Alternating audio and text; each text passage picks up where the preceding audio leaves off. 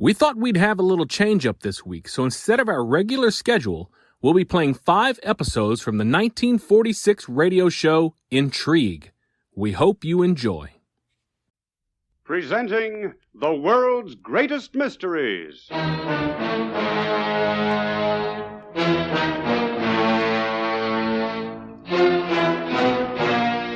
And now, your host. This is Basil Rathbone. A dear old lady I once knew used to tell me that anything you knew nothing about couldn't possibly hurt you. Oh, she had a lofty disregard for snakes and spiders. Bandits didn't worry her in the least, and as for the evil eye, well, she simply ignored it altogether.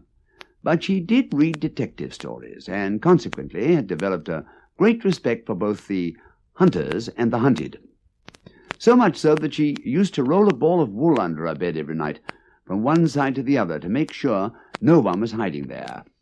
When I asked her what she would do if one evening it didn't come out again, on the other side, she drew a deep breath and said, "I don't really know, but I keep on hoping. It'd give me such a lovely, tingly feeling." And that's what I hope we're about to give you when our play begins in just a moment.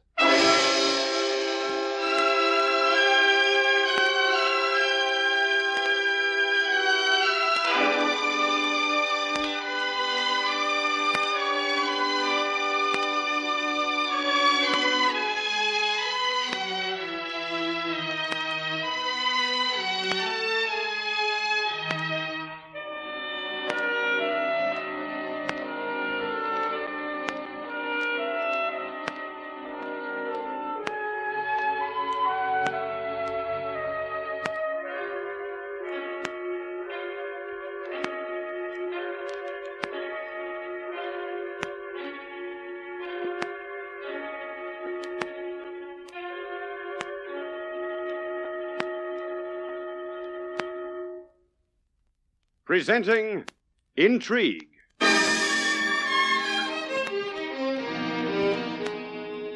How is the excitement, as you call it, arranged? Of course, I must tell you how the victim, I think that was your word, how the victim is selected each evening.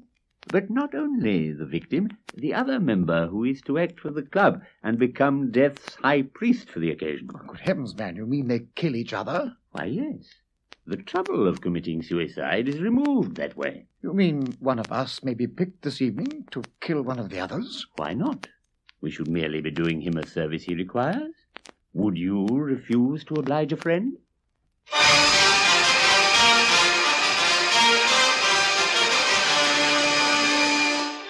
In a moment, we bring you another exciting story, starring today Marius Goring in our series Intrigue.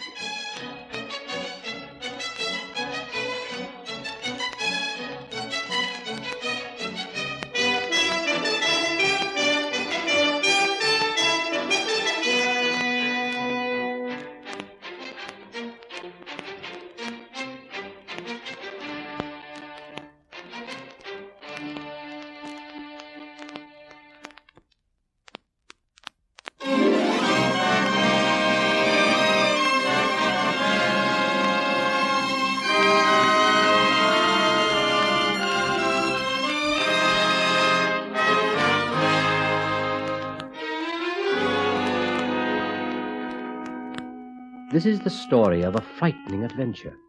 I do not propose to tell you my name, and after you have heard the story, you will perhaps understand why not. It was an adventure into which I was drawn more by curiosity than anything else. I certainly had no idea at the time of the terrible events in which the adventure would involve me, or of the tragedy in which they would end. This is how it all began. I was sitting with a friend one night in an oyster bar, not far from Leicester Square. What on earth's that fellow doing over there? The one who just came in. He seems to be with those 2 commissionaires. They've each got a dish of something or other. Yeah. They seem to be offering everyone something to eat. It looks as though we're going to be offered some, too. Yeah. You, sir. Will you do me the honor of eating one of these tarts? I can answer for the quality of the pastry. I've eaten 27 of them myself since 5 o'clock. 27? Isn't that rather a lot? A matter of principle, sir. Every time my offer is rejected, I insist on eating the tart myself, so you can be sure there's nothing wrong with them. I'm sure there isn't, but I never accept a gift unless I'm aware of the spirit in which it's offered. Then I shall have to admit that it's offered in a spirit of mockery. Mockery? And whom are you mocking? Oh, I haven't the time to explain my philosophy, sir. I'm simply distributing cream tarts. But I certainly include myself, if anyone is to appear ridiculous. You do? Oh, yes, indeed. So will you oblige me by helping yourself? Otherwise, I shall have to eat my 28th, and I've really had more than enough. All right, then, we'll help you out. On one condition. If my friend and I both eat your tarts, you must join us for supper. To this suggestion, the young man agreed. And as there was obviously a story behind all this nonsense, my friend and I were anxious to hear it. We chose a little French restaurant in Soho, ordered a private room, and over the dessert we persuaded him to begin his explanation.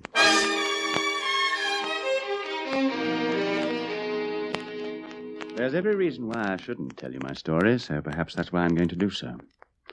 I come from quite a respectable family. I started life with quite a reasonable fortune. I went in for all the usual ways of getting rid of it. Good living, gambling, love affairs, all the rest of it. In fact, I thought myself quite a man of the world. I've had a lot of amusing adventures. I even fought a duel when I was in Paris. By the time I began to come to my senses, I had very little fortune left, and promptly fell in love. As I had nothing left to offer the lady, I came to the sad conclusion that there was really nothing very much left to live for.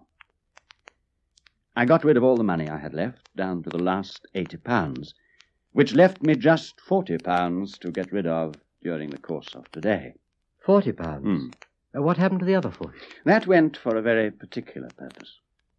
Well, I've spent a very amusing day getting rid of my last few pounds on the cream tarts over which we met. In short, I wanted to close a foolish life in a particularly foolish manner, which you must admit I did. I shouldn't deny that. What happens next? Oh, I'm not complaining. And at least I'm not a coward. I've lived my life and enjoyed it. So now I simply have to get rid of it. Get rid of it? You mean kill yourself? Who hasn't often thought of doing that? You know, it's a curious coincidence that out of the whole of London you went and picked on a couple of people in much the same position as yourself. What? You mean you're ruined, too? Well, near enough. Just to get rid of any slight disparity, let's put £5 here on the table to cover the bill and have you a match? Thank you. And burn the rest. Like that. What the devil are you doing? Don't be an utter fool. Aren't we all? Good heavens. Haven't you got any money left at all now? Well, why didn't you keep your £40? £40? Why on earth £40? £40 would have been enough. But without that, no admission. They're very strict about the rules. A fine business when you can't even die without money. I think you'd better explain yourself. Do I have to? If you haven't the £40, what's the point? I happen to have enough for both of us, if we really need it. Very well, but you're not fooling me. You are as desperate as I am. Like you, we've had enough of life. Sooner or later, alone or together, we're prepared to put an end to it. Now that we've met with you, and since you seem to be in a hurry, well, we can make it tonight just as easily. Why not all three of us together? And does that go for you as well? Certainly. Provided you've something in mind. And you really can put up the £80 between you? I think so. 10, 20, 40, 60, £80 and a few left over. Oh, you can forget about the rest. £40 each is the entrance fee. The entrance fee? Entrance fee to what? To the Suicide Club.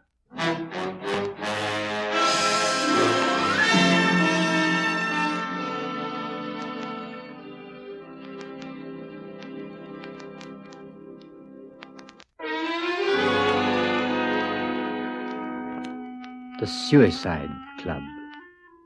Even the name of it made my flesh creep. But when this amiable young man went on to explain himself a bit further, I could scarcely believe that he wasn't joking. This, he said, is an age of convenience, and there is only one convenience lacking to civilized living and modern comfort, a decent, easy way to quit the stage, the back stairs way to liberty, or as he liked to call it, death's private door. And that, he carefully explained to us, had now been supplied by the Suicide Club. Just how it's managed or who started the club, I don't exactly know. What I do know, I'm under the strongest oath not to divulge. But I can say this. If you are really tired of life, both of you, I'll take you to a meeting of the club, and if not tonight, at least sometime within the week, you'll quietly cease to live. But are you serious? Sounds like some rather feeble joke. Oh, no. It's certainly not a joke. I'm in very good earnest. And you say that you are a member of this club? Yes, I paid my subscription today. I shall be going there in, what time is it? In half an hour. You've just got half an hour to make up your minds whether you're coming with me or not. I'll be back for your decision in half an hour, gentlemen.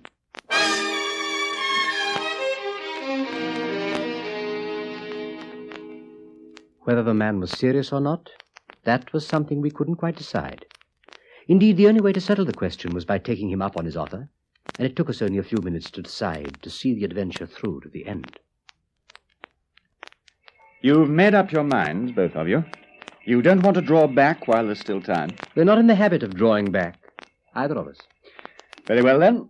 We'll take a four-wheeler. Oh, cab!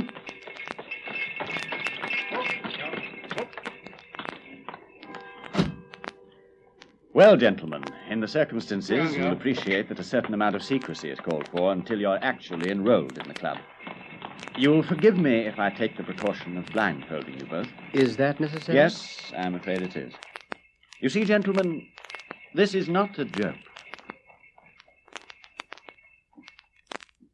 Our journey took us to a part of the city with which I was not familiar. In fact, I had absolutely no sense of our direction, except that it was east, and the journey was a lengthy one. The cab stopped at last in a dark street, and the young man paid it off. He took the bandages off our eyes and invited us to follow him down an alleyway. He knocked at a door. The door was opened, and we were ushered into an entrance hall. The young man left us for a few minutes. Voices were heard, and at last an inner door was opened, and we found ourselves in the presence of the president of the club. Sit down, gentlemen. I'm told you wish to see me. We wish to join your club, sir. Suicide Club. May I ask your reasons? My friend here was a colonel till he was cashiered for cheating at cards. Oh. And yourself? Sheer laziness. Laziness? Hang it. You must have a better reason than that. Why should I have? I've lost all my money. I can't be bothered to make any more. If I wasn't so experienced in these things, I should probably turn you both away.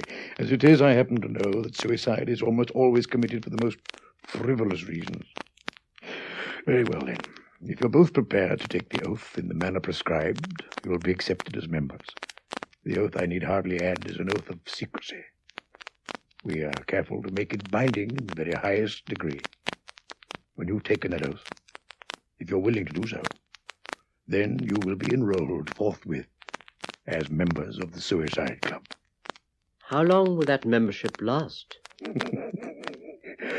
That remains to be seen, gentlemen. But I don't expect you'll be kept waiting very long.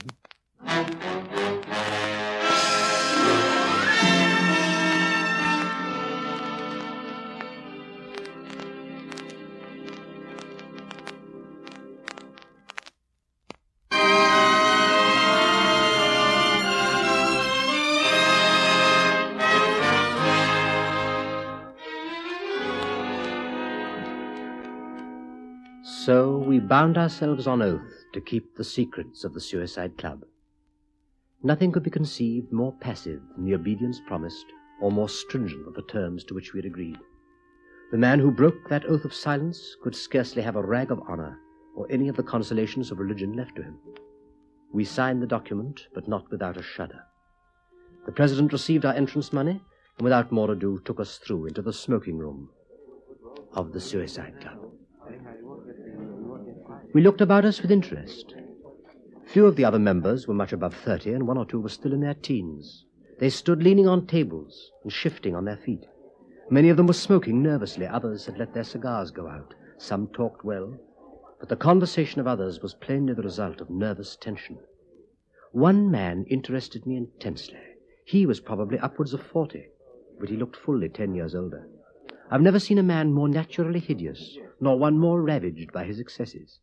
He was partly paralyzed, and was the only man in the room who shared the composure of the president. I got into conversation with him. So you are newcomers, are you? Well, perhaps I can help to set your minds at rest. I've been coming here regularly for 2 years now. 2 years? But I thought members could only expect to last for a week or so. Ah, yes, but my case is peculiar. I'm not, properly speaking, a suicide at all, merely an honorary member. I only visit the club once every 2 months or so. My infirmity, you know, and I pay a special rate. Even so, my luck has been quite extraordinary. Your luck? I'm afraid we still don't really understand. No, of course not. An ordinary member who comes here looking for death, like you, returns every evening until fortune favors him. He can even live on the premises quite cheaply. The president's company is worth the money in itself. Indeed, I shouldn't have thought that. Oh, but you don't know the man. The drollest fellow. What stories, and what cynicism. I take it he's a permanency, like yourself. The only permanency, really. So far, I've been graciously spared. But I must go at last. But the president never plays, of course. He shuffles and deals for us and makes all the necessary arrangements. He's been running the club for over 3 years, and not a whisper of suspicion has been aroused. Quite astonishing when you come to think of it. And he assists the members to commit suicide? Yes, indeed. The whole thing is in his hands. You remember the case last week, the man who was accidentally poisoned in a chemist's shop? I read about it in the papers. Beautifully arranged. Though one of our president's less racy notions. But how simple, and how safe. You mean that man was one of the victims? I mean, one of your members? But of course. Nearly every accident which you read about in the papers, in decent society, of course, is arranged for one or other of our members. Ex-members, I should say. I'm afraid I'm still in the dark. How are these accidents, as you call them, arranged? Of course, I must tell you how the victim, I think that was your word, how the victim is selected each evening. By a game. An exciting game.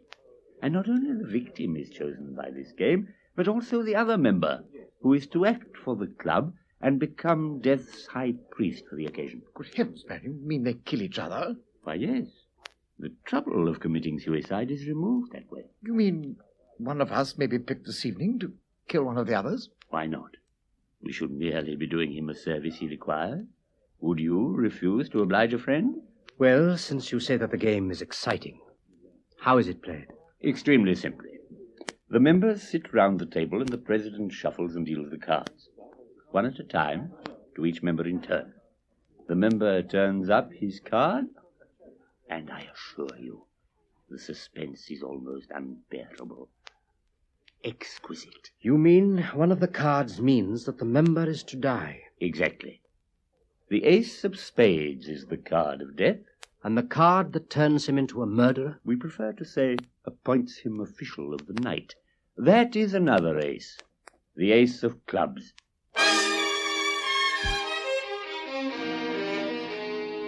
Now I could understand, only too clearly, the nervous tension on all sides. The man sitting by himself in the window, his head hanging, hands thrust deep in his trouser pockets, pale and sweating with fear, a wreck in soul and body. I could understand the cynical smile on the face of the president, the only one in the room who had nothing to lose by the game, who charged each man the price of his death, or the hire of the killer. At last we met again the man who had brought us to the club, the young madman of the cream tarts. Is this your first night here, as a member? I take it that it is. Yes. As I said, quite a few of my friends have been members in the past. That's how I came to hear about it, while they were waiting for their ace of spades. I hope to be fortunate. On your first night? Isn't that rather unlikely? Unlucky at love, you know.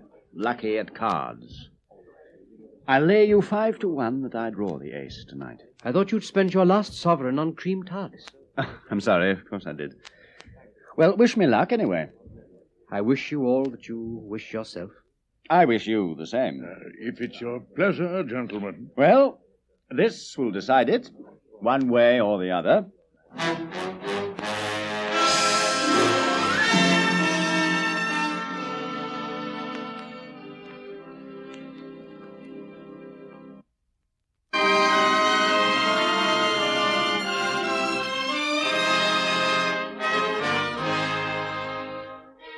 A pair of folding doors had been thrown open, and the whole roomful of men began to pass into the next room. The gaming room itself was similar in every way to the one we had left, except for the furniture.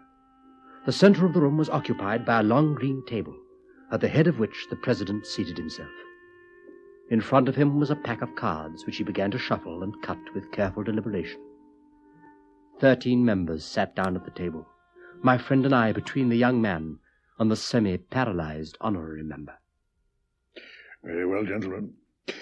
For the benefit of our new members, each of you must declare the card that's been dealt to him before I deal a card to his neighbor. Is that understood? Certainly. Very well, then. I will begin to deal. 2 of hearts. Knave of spades. 10 of hearts. Queen of hearts. 3 of clubs. 8 of diamonds. 7 of clubs. Knave of diamonds. Ace of hearts. No. No. I must ask you to declare your card, sir. The ace of clubs. The ace of clubs, the card of the killer, had been dealt to the young man of the cream tarts. He dropped it on the table, his face whiter than the pasteboard, then left his place at the table and stumbled back into the smoking room.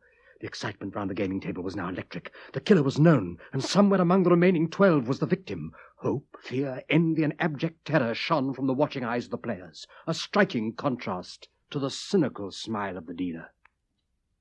5 of hearts. King of spades. 4 of diamonds. A card had now been dealt to every member round the table. The president began to deal the second round. Ace of clubs. Queen of spades. 5 of clubs.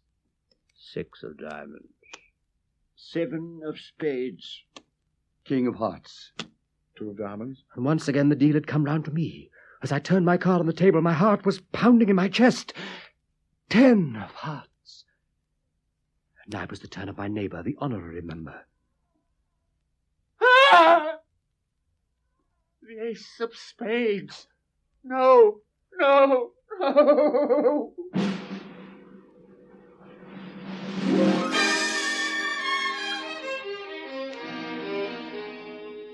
The game for that night was at an end.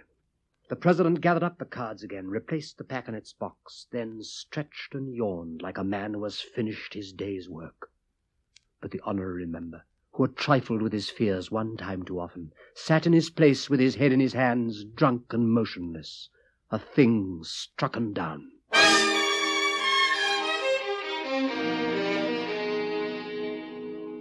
My friend and I made our escape as quickly as we could. After some rapid walking, we hailed a hansom cab which took us back to our homes and back to some degree of sanity. Next morning, my friend came round to call on me after breakfast. Well, have you seen it? In this morning's paper? No, what? I haven't looked at the papers yet. Then read this. Double tragedy in London Square. Death fall from window. Read it. Brompton Square was the scene early this morning of a double tragedy. Mr. Bartholomew Malthus, well known in social circles, and Sir Andrew Flann were killed in a fall from the 4th floor window of the former's town residence. On emerging from the lift, it is thought that Mr. Malthus must have been seized with an attack of giddiness, which caused Sir Andrew to lead him to an open window at the end of the corridor. It is thought that one of the gentlemen must then have stumbled, and that the other, in trying to save him, was dragged through the window in his turn. The bodies were found in an area by a constable on his early morning round. The honorary member. Gentleman of the cream tarts. So he died after all. Was it murder and suicide, or murder and accidental death? I wonder. For whatever it was, the world can spare them. Both of them. Yes, and the only thing lacking to make it poetic justice. You mean the president? Yes, the president of the Suicide Club.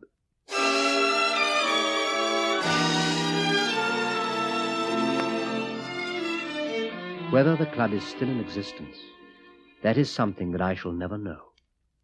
All I know is this, that I never read of a fatal accident in the papers now, without wondering whether it was an accident, or just one further member of an association of madmen madman whose £40 had been paid to join the Suicide Club.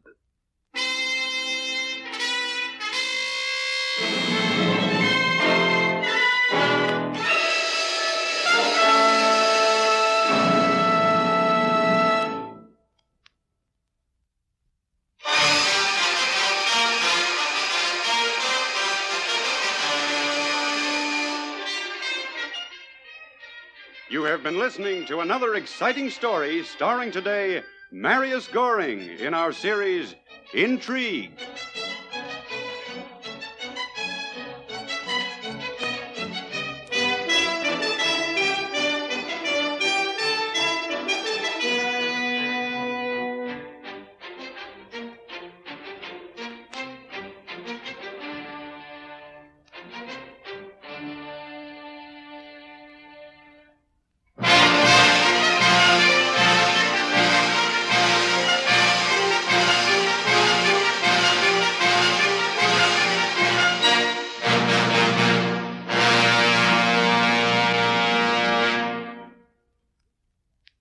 This is Basil Rathbone again. Well, as Aunt Matilda used to say, you never can tell, can you? And when you can, you can't be sure. Of course, that's a defeatist attitude. Every mystery is a challenge. Every moment of danger carries with it a unique opportunity. And even fear itself is something which I personally wouldn't like to be without. But don't misunderstand me. I only like it in regular doses, every time we meet to explore another of the world's greatest mysteries.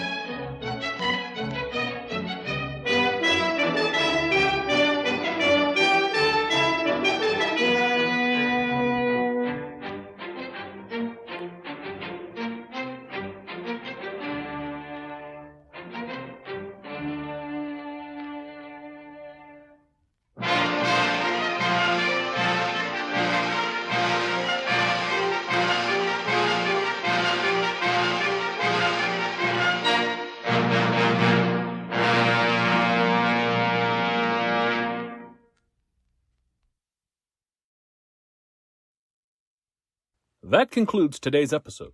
We'd like to thank you and remind you to donate at choiceclassicradio.com. Remember, your donations make episodes like this possible.